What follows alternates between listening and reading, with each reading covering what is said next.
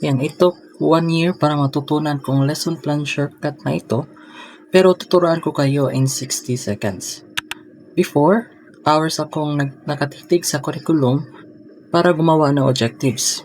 Ngayon, I just type this prompt sa ChatGPT. So una, buksan mo ang ChatGPT. Okay lang kung naka-free ka lang. Screenshot po ninyo yung learning objectives sa like sa Creative Tech for quarter 1. Screenshot mo din yung blank form ng DLL nyo. Tsaka i-type mo yung prompt na ito.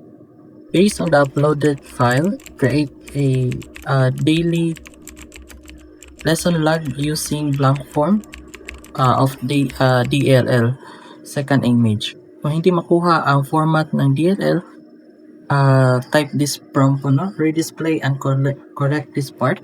Sa ilang segundo lang may complete DLL ka na. May objectives, material, procedures, and assessment. So automatic din siyang may draft. So in-adjust ko lang yung mga verbs para swak sa blooms. So hindi to cheating, it's smart learning. So follow mo ako for prompts na makakatulong sa mga kapwa kong teachers.